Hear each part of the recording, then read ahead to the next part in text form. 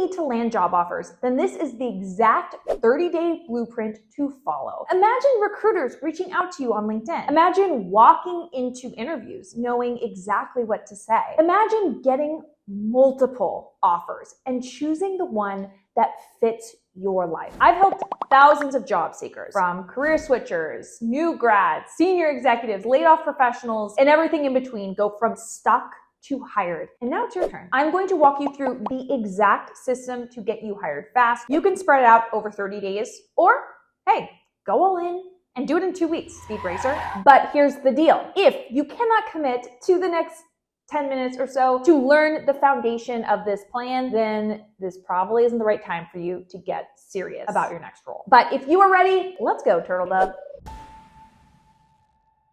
Week 1. You need to be clear about your target job. Have the function and industry down, such as strategic planning specialist in the healthcare industry or director of growth marketing in the fashion industry. If you are having a tough time narrowing it down right now, that is one of the major reasons why you are not landing jobs. People need to know specifically how to help you find opportunities. Employers need to clearly understand how you fit in their organization. And third, with this focus, every lead you pursue will teach you more about what they're looking for, and you will get better at finding that job. So build what I call a clarity statement. It answers 3 things. What is the role you're going for? What industry or company type? And what value do you bring that matches that role? Once you've done that, everything else becomes easier. Your resume, your networking outreach, your interview stories. Also, in week 1, stop being invisible like my boyfriend in the 5th grade. You need to build your resume, LinkedIn, and elevator pitch so that they all say the same thing. Here's who I am, here's the value I bring, here's what I am targeting next.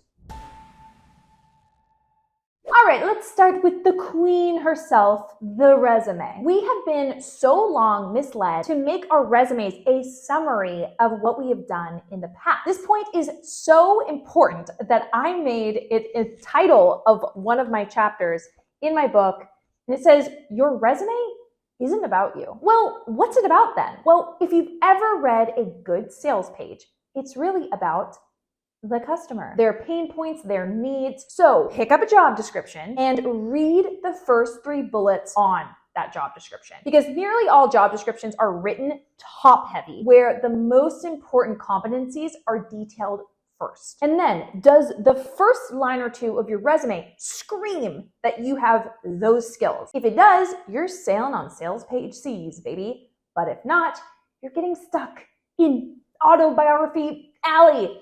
And it's not safe there. You're going to get mugged like a cup of coffee. Additionally, focus on accomplishments on your resume over responsibilities, because you can be responsible for something and be terrible at it. I'm responsible for getting my booty to the gym, but the last time I was there was a very long time ago. But if I told you that I go to the gym 5 days a week for 50 weeks straight, that is an accomplishment, and it shows you I am good at that. And notice that that accomplishment didn't have any results, but it was still quantifying, huh? You can quantify any job, no matter how unquantifiable you think it is. If you need more resume guidance, I will link a free resume revamp workshop below. Next, let's talk about LinkedIn. He will work for you overtime if you play your cards right. Many of my clients report that over 50% of their interviews come completely inbound from companies finding them on LinkedIn and asking them to interview. So let's make that happen for you. First, take your LinkedIn About section. Next, throw it out the window. Job seekers spend hours refining their About section, when that is one of the least important sections of your profile. Sure, sprinkle a little bit of fairy dust on that section as a final touch. People do read it, but only after you have caught their attention start with the 3 most important parts of your profile. There are 3 hot points on your LinkedIn profile that lead to showing up in recruiter searches and getting more outreaches. Number 1 is your headline. This shows up in searches as well as the first thing people see in a search or just on their feed besides your photo. Use this LinkedIn headline formula for more job opportunities. Your current title, if it's relevant to your next career step, keyword, industry, and an accomplishment. So this could sound like finance business partner, FP&A, strategic planning, retail and e-commerce, cut $4.2 million in annual costs through pricing revamp. The second most important part of your profile is your current title. Your current title on LinkedIn is the most important thing that helps you show up in searches in particular. So if you recently left your job, just keep that opportunity active on your profile until you land your next one. And also make sure that your current title is translated to an outside audience. So let's say your title at the company is People Partner Level 2.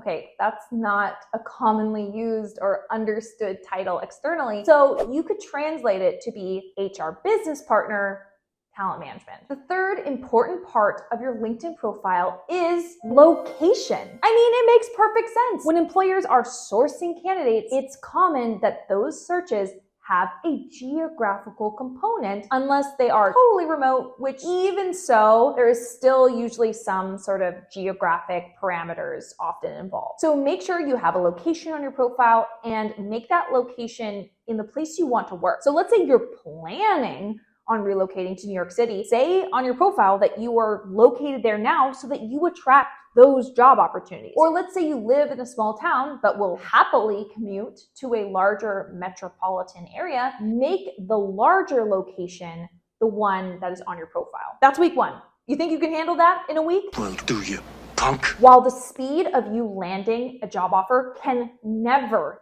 be guaranteed, many of my clients have landed jobs within 1 month of making these shifts, such as Mona, who was job searching for years. I lost my sense of self. I didn't know how to answer when people ask, oh, what do you do for work? And you don't have an answer because you're either freelancing or you're unemployed. I was sort of like in a world on my own and I didn't know what to do. Then she got coaching and switched up her strategy. It was the personalized attention. Oh my God, it totally blew me away. I got $40,000 more than what I did in my last job, plus another $25,000 above the range that they posted online. And this all happened within 30 days. My clients like Mona and others are the ones who inspired this video for me because I want you to know it's absolutely possible to have this amazing transformational 30-day job search. Put some good time into all that on week 1 because week 2 is when you are really going to put the pedal to the metal. In order to get hired faster, you need to think about your job search differently. Don't judge your progress by how many jobs you've applied to. Databases don't get people jobs. People get people jobs. Judge it by the number of interactions you've had.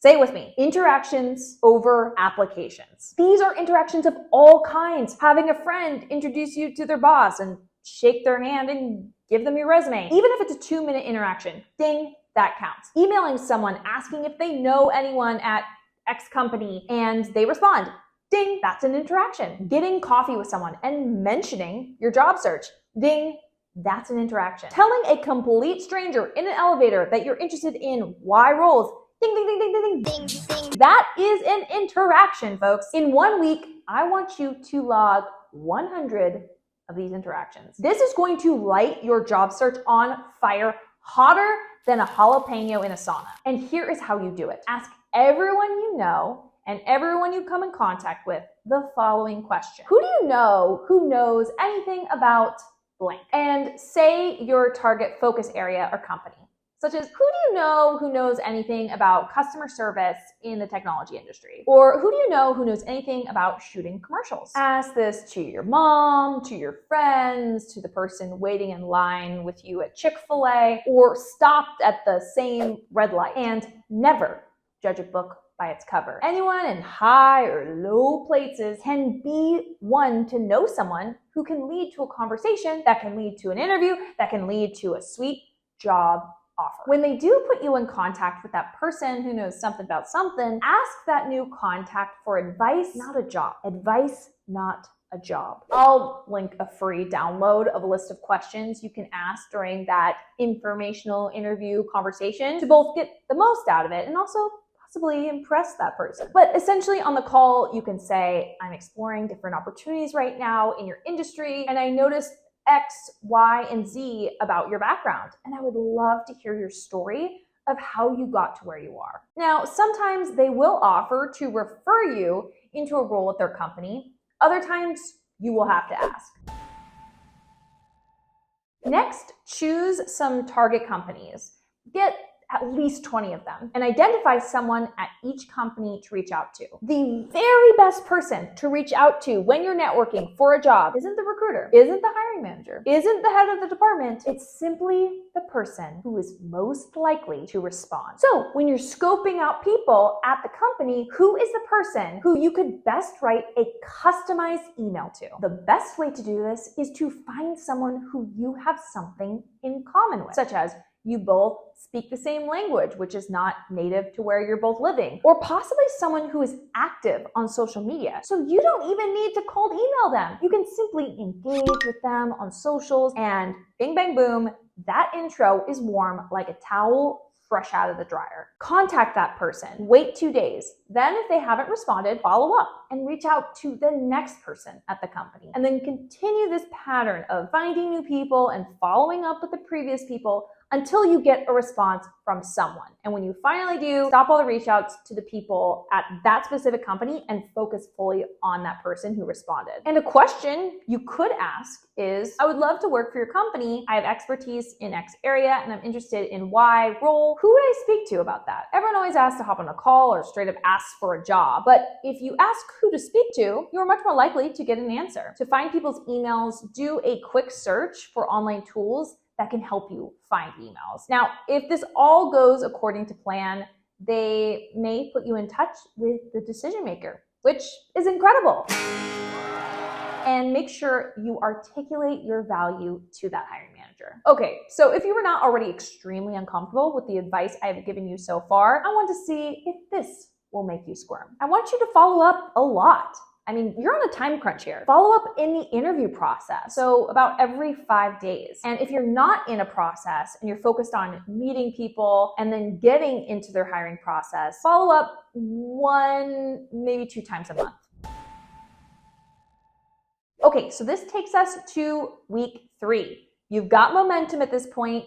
You've landed interviews. Let's fucking go. You have your answer to tell me about yourself absolutely dialed in, because that is your first impression and that sets the tone for your entire interview. And I will link a free worksheet below for that. Then you're building your story toolbox. That includes at least a dozen of examples from your work that show your exceptional character and what it would be like to work with you. You are going to work these examples into every possible answer. Even if they ask you a question that doesn't ask for an example, like how do you stay organized? You are going to give them an example from this list. And I'll link a free document below so you can have a good range of stories in your toolbox. You will share these examples in CAR formula. So that's context, what was the situation, action, what did you do, and result, what was the outcome of your actions. This is also called PAR, or the 4-step version is STAR. It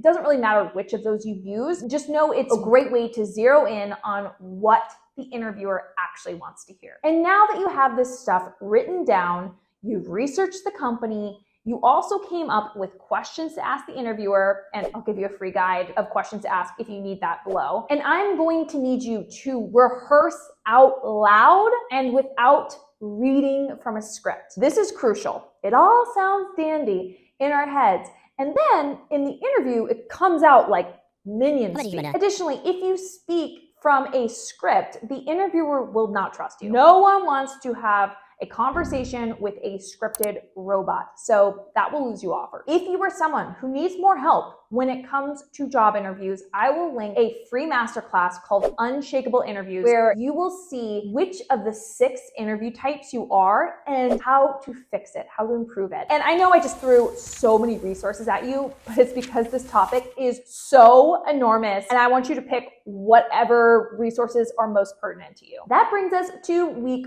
4. Final interviews and offers. Listen, some company interview processes move fast because they are on their stuff. Others move fast because you have influenced them to do so. When you get into final round interviews with a company, email all the other companies you're interviewing with. This is a job shopper move. And it's kind too. The employers want to know this information. Tell the companies that you're in final rounds, but that you're still really interested in the opportunity with them. This is one of the ways my clients are able to align their offers to get multiple at the same time, because the companies shift their timelines to get their offer out too. Now you're able to weigh your options and make the best possible choice. When it comes to negotiation, for my clients and what I teach in my best-selling book, Reverse the Search, is if you have used strategic job shopping strategies the entire hiring process, it is likely that you will get a high offer. My clients regularly report getting offers